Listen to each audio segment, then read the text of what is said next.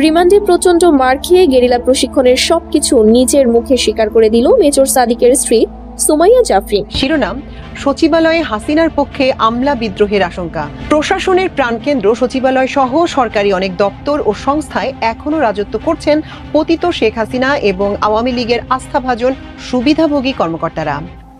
বিপুল পরিমাণ দেশীয় অস্ত্র সহ 9 জনকে আটক করেছে সেনাবাহিনী। দর্শক, এইমাত্র পাওয়া কিছু আপডেট গুরুত্বপূর্ণ নিউজ নিয়ে হাজির হয়েছি। যে ভিডিওটি আজকে মুহূর্তে ভাইরাল হয়েছে, তুলপা সৃষ্টি করে দিয়েছে নেট দুনিয়ায়, সেই ভাইরাল ভিডিওটি আপনারা দেখতে চলেছেন।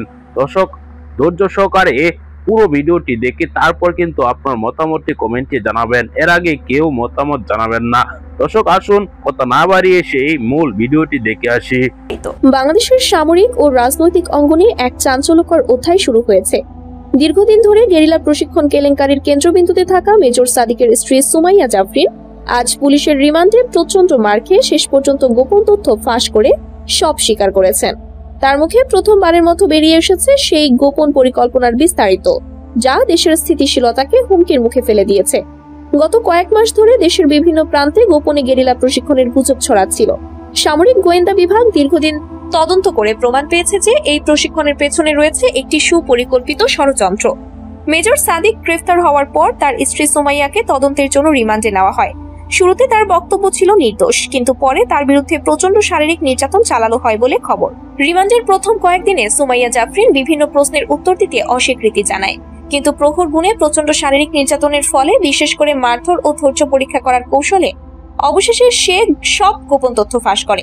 পুলিশের উচ্চ পদস্থ কর্মকর্তা একাধিকবার জানিয়েছেন তার স্বীকারোক্তি পুলিশের অনুসন্ধানকে নতুন মাত্রা দিয়েছে। সুমাইয়া স্বীকার করেছেন যে তার স্বামী মেজর সাদিকের নির্দেশনায় গোপনে দেশের বিভিন্ন স্থানে গেরিলা প্রশিক্ষণ ক্যাম্প চালানো হচ্ছিল। তার দায়িত্ব ছিল অর্থায়ন, ক্যাম্পের ব্যবস্থাপনা এবং প্রশিক্ষণার্থীদের তালিকা প্রস্তুত করা। তিনি বলেন, আমরা চাইছিলাম দেশের রাজনৈতিক পরিস্থিতি পাল্টাতে এবং ক্ষমতায় ফিরে আসার জন্য সশস্ত্র প্রস্তুতি নিচ্ছিলাম।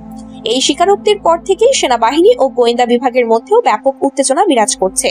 গোয়েন্দারা জানিয়েছেন সুমাইয়ার দেওয়া তথ্যের ভিত্তিতে আগামী দিনগুলোতে বড় বড় অভিযানের পরিকল্পনা রয়েছে। তারা আশাবাদী যে গেরিলা প্রশিক্ষণের পেছনের আসল চালিকা শক্তিদের বের করে আনা সম্ভব হবে। রাজনৈতিক মহল থেকে এই ঘটনা ব্যাপক আলোচনার মুখে পড়েছে। বিএনপি এবং এনসিপি দ্রুত এই ঘটনার ব্যাখ্যা চেয়েছে এবং অভিযোগ করেছে যে সুমাইয়ার বিরুদ্ধে বিচার প্রক্রিয়াটি রাজনৈতিক উদ্দেশ্যে পরিচালিত হচ্ছে। অন্যদিকে সরকারের পক্ষ থেকে জানানো হয়েছে এই ধরনের রাষ্ট্রবিরোধী কার্যকলাপে কোনো ছাড় দেওয়া হবে না এবং দেশের আইন শাসন বজায় থাকবে।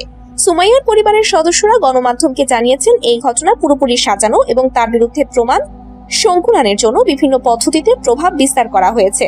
আর ভাই বলেন, আমরা বিশ্বাস করি সুমাইয়া নির্দোষ এবং তাকে ফাঁসানো হয়েছে। পরিবারের এই বক্তব্য দেশের রাজনৈতিক পরিস্থিতিতে নতুন বিতর্কের জন্ম দিয়েছে। গেরিলা প্রশিক্ষণ নিয়ে এই কেলেঙ্কারি এখন দেশের সর্বোচ্চ আলোচনার বিষয়। সুমাইয়ার স্বীকারোক্তি পুরো ঘটনা আরো গভীর ও জটিল করে তুলেছে। দেশের মানুষ এখন বিচারের স্বচ্ছতা এবং সঠিক তদন্তের জন্য অপেক্ষায় রয়েছে। আগামী দিনে এই ঘটনার সত্যতা, প্রভাব ও পরিণতি কি হবে প্রশাসনের প্রাণকেন্দ্র সচিবালয় সহ সরকারি অনেক দপ্তর ও সংস্থায় এখনো রাজত্ব করছেন পতিত শেখ হাসিনা এবং আওয়ামী লীগের আস্থাভাজন সুবিধাভোগী কর্মকর্তারা। জুলাই গণ অভ্যুত্থানের পর শীর্ষ পদগুলোতে পরিবর্তন হয়েছে সামান্যই। অনুসন্ধানে জানা গেছে বিভিন্ন মন্ত্রণালয় ও বিভাগে হাসিনার নিয়োগকৃত অধিকাংশ কর্মকর্তাই রয়ে গেছেন। তারা জোটবদ্ধ এবং নিজেদের মধ্যে কিছুদিন পরপর গোপনে বৈঠকও করেন, যেন তারা সুযোগের অপেক্ষায় আছেন। এ অবস্থায় সচিবালয়ে শেখ হাসিনার পক্ষে সহসাই আমলা বিদ্রোহ এবং নির্বাচন বানচালের আশঙ্কা করছেন অনেকেই। 1996 সালে খালেদা জিয়ার বিএনপি সরকারের বিরুদ্ধে মহিউদ্দিন খান আলমগীরের নেতৃত্বে আওয়ামী লীগ অনুসারী আমলারা জনতার মঞ্চ নামে আন্দোলন করেন এবং এক পর্যায়ে সচিবালয়ে আমলা বিদ্রোহ হয়। তারই পুনরাবৃত্তির আলামত দেখা যাচ্ছে পতিত সরকারের সুবিধাভোগীদের মধ্যে। খোঁজ নিয়ে জানা গেছে সিভিল প্রশাসনের গুরুত্বপূর্ণ পদে বর্তমানে এমন 46 জন সচিব এবং অতিরিক্ত সচিব রয়েছেন যারা ফ্যাসিস্ট হাসিনা সরকারের কট্টর সমর্থক। এদের কেউ কেউ আওয়ামী লীগ পরিবারের সদস্য, জামাতা কিংবা আত্মীয় স্বজন। একই সঙ্গে এরা দুর্নীতিগ্রস্ত কিংবা পতিত আওয়ামী লীগ সরকারের সুবিধাভোগী।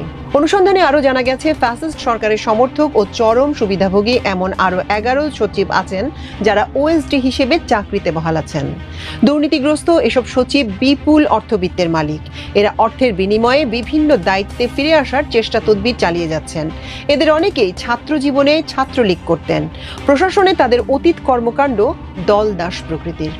আওয়ামী লীগের এজেন্ডার বাইরে কিছুই তারা বুঝতেন না। এদের অবিলম্বে বাধ্যতামূলক অবসরে পাঠাতে না পারলে এরা রাজনৈতিক নেতৃত্বকে বশীভূত করে চোরাই পথে আবার ফিরে আসতে পারে। 2014 ও 2018 সালের ভোটের কারিগর আমলাদের অবসরে পাঠানো হয়েছে, কিন্তু 2024-এর ভোটের দায়িত্বে যারা ছিলেন তারা এখনো বহাল আছেন। তাদের বিরুদ্ধে দ্রুত ব্যবস্থা গ্রহণ করতে না পারলে 2026-এর নির্বাচন পরিচালনা সহজ হবে না, কারণ তারা সচিবালয় সহ অন্যান্য সরকারি দপ্তরে অস্থিতিশীলতা সৃষ্টির পাঁয়তারা করছেন। তার কিছু কিছু আলামত দৃশ্যমান। গণ অভ্যুত্থানের পর 2024 সালের 5 আগস্ট পরবর্তী এক বছরে উচ্চ পদে নিয়োগ ও পদোন্নতি পর্যালোচনা করে দেখা গেছে ফ্যাসিস্ট হাসিনা সরকারের পদলেহী ও সুবিধাভোগী কর্মকর্তারাই সচিব পদে বেশি পদোন্নতি পেয়েছেন। হাসিনা সমর্থক সচিবদের অপসারণের জন্য জুলাই ঐক্য, বৈষম্য বিরোধী ছাত্র আন্দোলন ও বৈষম্য বিরোধী কর্মকর্তা ঐক্য সহ বিভিন্ন সংগঠন দাবি জানালেও এরা বহাল তবিয়তে দায়িত্বে থেকে কাজ করে যাচ্ছেন। সরকারের অন্তত 4 জন উপদেষ্টা আছেন যারা তাদের প্রোটেকশন নিয়ে যাচ্ছেন। সচিবালয় নির্ভরযোগ্য সূত্র জানায় 5 আগস্ট 2024-এর আগে শেখ হাসিনা থাকাকালে যেসব কর্মকর্তা পদোন্নতি পেয়ে অতিরিক্ত সচিব হয়েছেন তাদেরকেই এখন পদোন্নতি দিয়ে সচিব করা হয়েছে এবং ফ্যাসিস্টদের সহযোগী ছিলেন এবং জুলাই গণ অভ্যুত্থানের বিরোধিতা করেছেন। অন্যদিকে 5 আগস্ট 2024 পরবর্তী সময় যারা অতিরিক্ত সচিব পদে পদোন্নতি পেয়েছেন এবং 17 বছর বঞ্চিত এবং নিপীড়ন নির্যাতনের শিকার হয়েছেন তাদের পরবর্তী পদোন্নতি অর্থাৎ সচিব পদে পদায়ন কিংবা পদোন্নতি দেয়া হচ্ছে না। অজুহাত দেখানো হচ্ছে এদের অভিজ্ঞতা কম। এদের মধ্যে অতি সামান্য সংখ্যক কর্মকর্তাকে সচিব পদে পদোন্নতির সুপারিশ করা হয়েছে, অথচ এরা পেশাদার কর্মকর্তা হিসেবে সচিবালয়ে পরিচিত। অবসরপ্রাপ্ত সচিব, অফিসার্স ক্লাবের সেক্রেটারি ও বৈষম্য বিরোধী কর্মচারী ঐক্য ফোরামের সভাপতি ABM আব্দুস সাত্তার শুক্রবার বিয়াম মিলনায়তনে বাংলাদেশ অ্যাডমিনিস্ট্রেটিভ সার্ভিস অ্যাসোসিয়েশন আয়োজিত এক সেমিনারে বর্তমান মন্ত্রিপরিষদ সচিব ও মুখ্য সচিবের উপস্থিতিতে ক্ষোভ প্রকাশ করে বলেন, আমার ব্যাচমেট ও বন্ধু মন্ত্রিপরিষদ সচিব, মুখ্য সচিব ও জনপ্রশাসন সচিব ফোন করলে ফোন ধরেন না। তারা ফ্যাসিস্ট আমলে অপকর্মের হোতা আমলাদের অপসারণে কোনো ব্যবস্থা নিচ্ছেন না। বিগত 17 বছরের বঞ্চিত ও নির্যাতিত কর্মকর্তাদের যথোপযুক্ত পদায়ন এবং পদোন্নতির উদ্যোগ নিচ্ছেন না। এটা দুঃখজনক। তিনি অভিযোগ করেন, অন্তর্বর্তী সরকারের 8 জন উপদেষ্টার দুর্নীতির প্রমাণ তার কাছে রয়েছে। এই উপদেষ্টাদের সঙ্গে যোগাযোগ ছাড়া গুরুত্বপূর্ণ পদে নিয়োগ হয় না, বদলিও হয় না। প্রিয় দর্শক, আপনারা জানেন ভাইরাল টপিক নিয়ে কিন্তু আমরা সবসময় ভিডিও বানিয়ে থাকি। দর্শক, এই ভিডিওটি কিন্তু এরকম একটি ভিডিও যে মুহূর্তে ভাইরাল হয়ে গিয়েছে সোশ্যাল মিডিয়ায়। সেই ভিডিওটি আপনারা দেখেছেন। অবশ্যই এই বিষয়ে আপনার মতামতটি কমেন্টে জানাবেন। সকলে এই বিষয়ে মতামত জানাচ্ছে। দর্শক, আপনার মতামতকে অবশ্যই জানাতে বলবেন না। পরবর্তী ভিডিওগুলো পেতে চ্যানেলটিকে সাবস্ক্রাইব করে পাশে থাকা বেল আইকনটি অন করে রাখবেন। এই মুহূর্তে বিদায় নিচ্ছি। আসসালামু আলাইকুম ওয়া রাহমাতুল্লাহ।